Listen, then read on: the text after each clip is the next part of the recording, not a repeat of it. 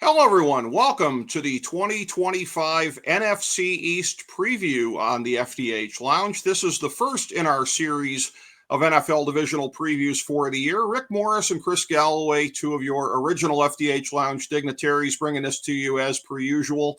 And as is generally the case, on the first one, we will hit a couple of macro level themes for the off season, for the things that have happened between then and now. And then the rest of them will be pretty straightforward, just getting into the business of each division.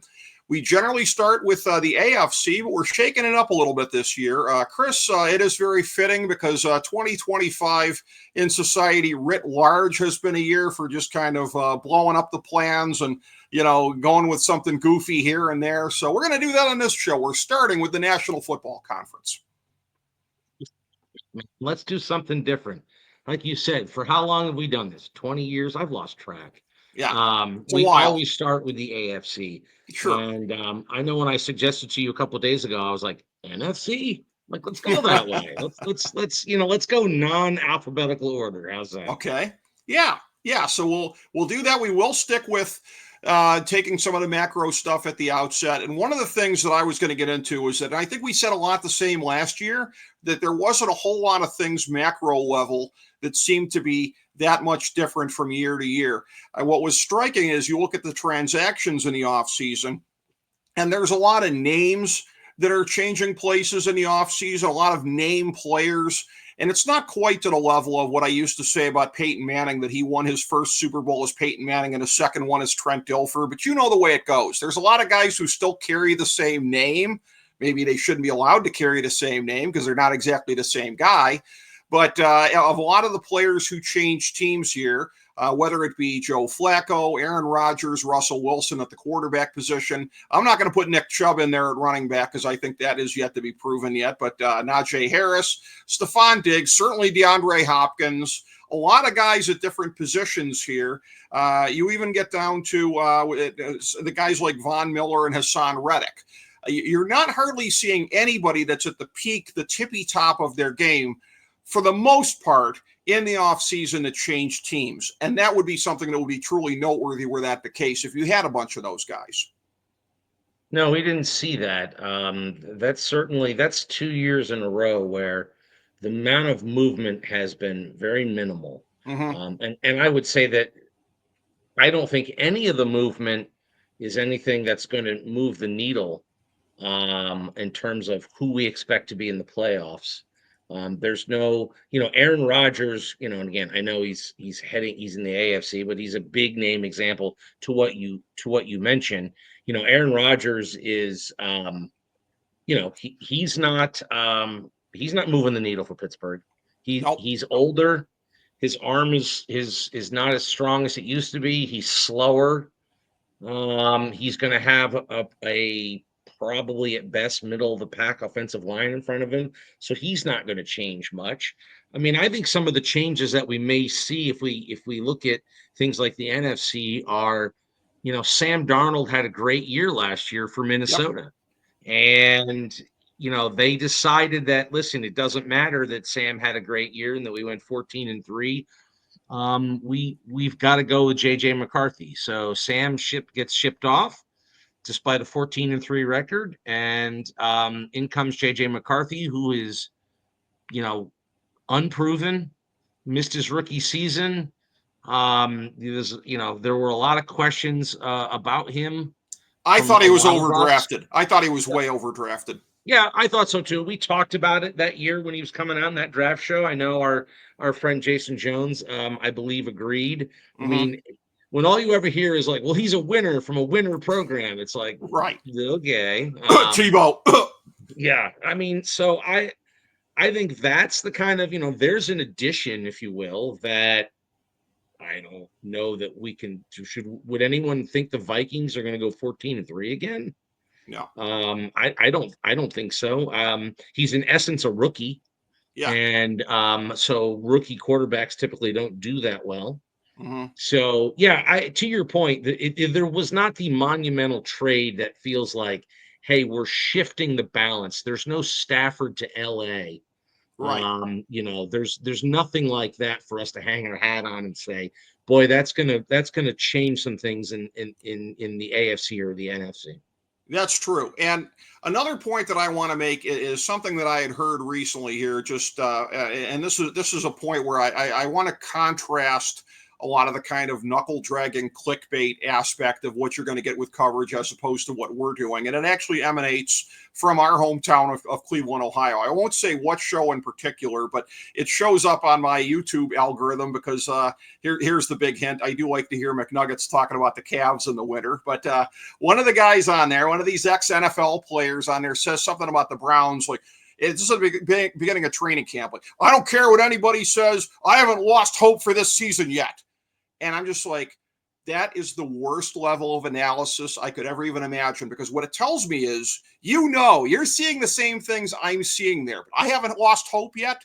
There's like 10 days in the off season that every team has at most, the days of the NFL draft, any days that you make trades. There's like 10 days between the end of the Super Bowl and the beginning of training camp that affect the next year.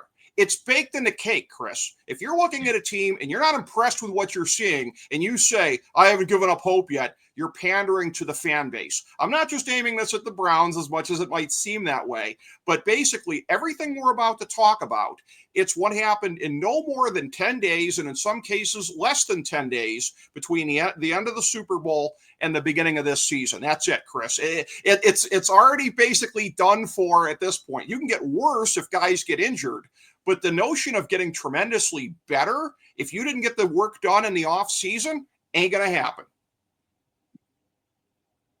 100% correct. I mean, there are some examples where without moving a player or players, you can improve your situation, right? And that usually revolves around coaching, a coaching change, right? But to your point, that's off-season stuff where you've seized the window. Yep. You have teams that I think are going in the opposite direction, like the Cowboys.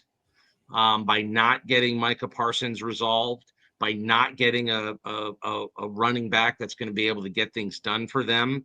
You have the Bengals not re-signing Hendrickson and now admitting that they might have to trade him away. I mean, that's a really bad defense. Okay, they were last year.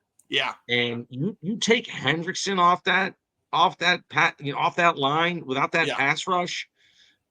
I mean, Joe Burrow's going to have to score 40 a game. Yeah. And so that means that when they run into an average or above defense, they're toast. Yep. So, I mean, those are examples of teams, not getting it done in the off season. If anybody thinks George Pickens is moving a needle for the Cowboys, they're out of their mind. They're using a needle if they think that.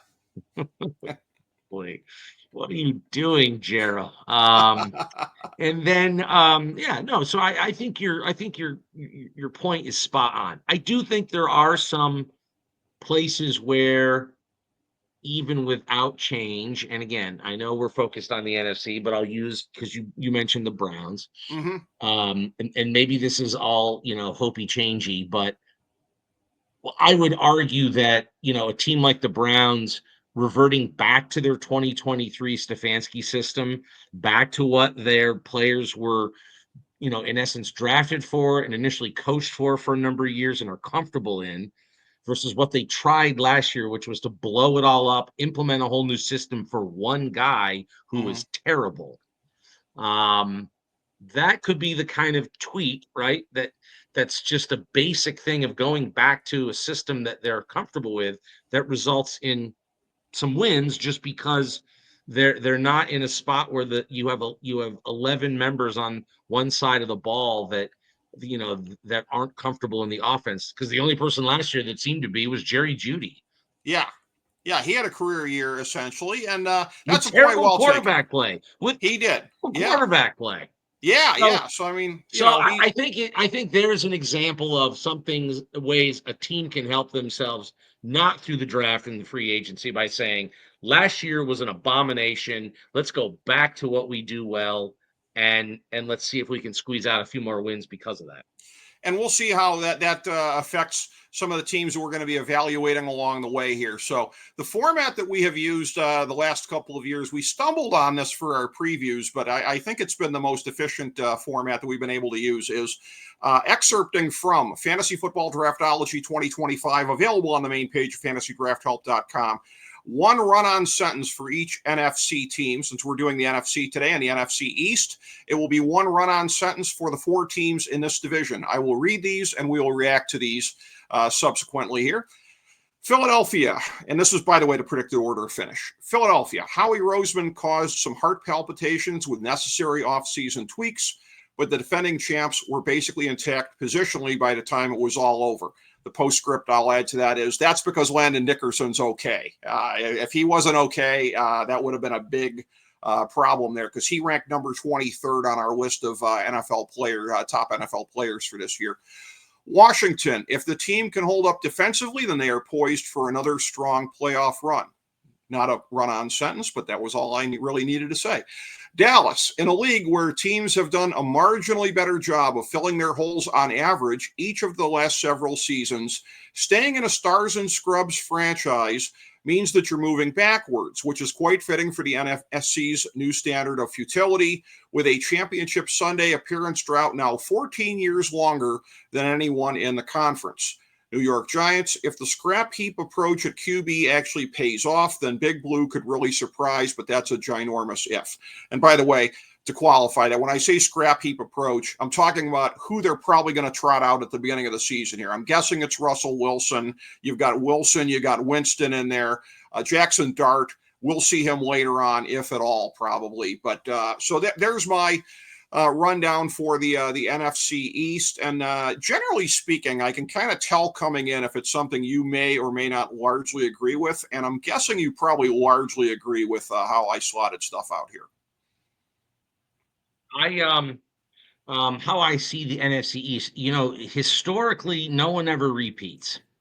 Yeah. And because of that, I decided I really I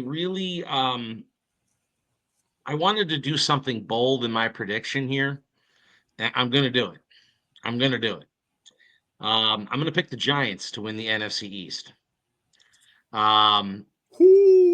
Yeah, I'm going with a sophomore slide backwards for the Commanders.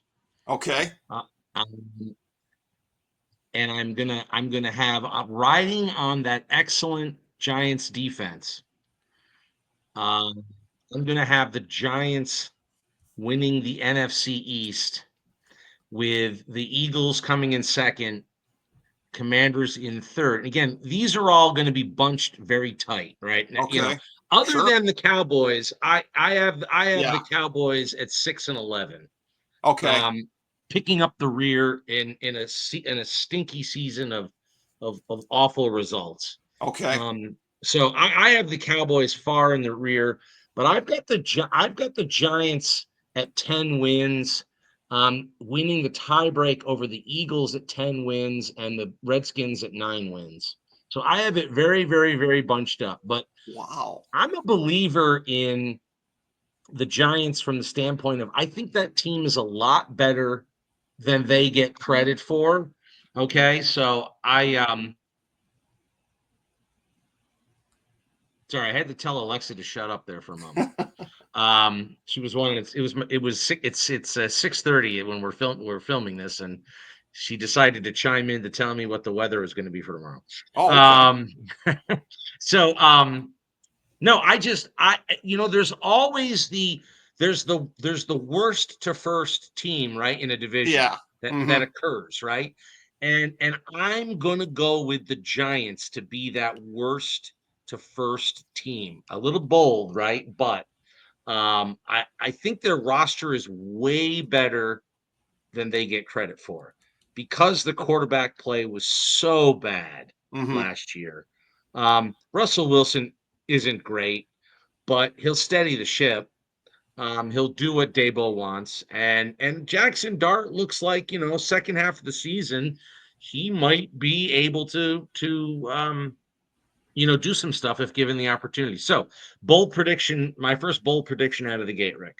Wow. Well, Brian Daboll having been saddled with the execrable Danny Dimes, we've never really seen him with any other quarterback. So it just struck me that, like, if he gets fired after this year, as everyone seems to think, he's going to be the classic example of a guy who was successful elsewhere, because he does not deserve to get fired here. I looked at it, and I know that that a big part of my evaluations on these things has to do with roster construction and specifically filling holes. So I'll mention on the same page 18 in the draft guide here, remaining NFC team needs. The only needs I have remaining, Chris, for the Giants are on the offensive line. I really think at all three levels on the offensive line, they could use reinforcements. That could be troublesome. But you talked about the defense. I've had the defense with multiple needs for many years now. Not the case anymore. So you and I are on the same page about that with the Giants. Their offensive line. I mean, look, who doesn't have offensive line depth issues, right? I mean, everybody. I'd argue starters as well, but still. Well, they have a left tackle, and that can matter, especially for an older quarterback. So, yeah, it's not the best offensive line, but there is some talent there. So, and again, this could all get torpedoed if Russ Wilson goes out there and is just god awful, right? And again, a little risk in the prediction, because I'm basically predicting he's not going to be god awful, right? Which is, and again, if he proves to be, they're going to go to the rookie, who, again, it's preseason, I know, but he's looked pretty good so far. Right. So, I was kind of looking at the NFC and going, who's our worst to first, right? And I'm like, it's to me, I think the Giants, because of that defense and because Daboll's coaching for his job, and I expect Super Bowl hangover with the Eagles. They didn't get to the Super Bowl, but God, I still want to always call them the Redskins. The Commanders, none of us had them out of the gate getting that good that fast, right? They lost a lot. If you remember our preview going into last year, I mean, the Commanders had lost a lot of talent on paper, and it certainly didn't look like a roster that was going to surge, to the NFC Championship game. No, but I, like Houston the year before, I had them higher than a lot of people did. I had them in the 7 or 8 win range. So it's like, again, in neither instance, Chris, did I call it. In neither instance did I say they'll be a playoff team.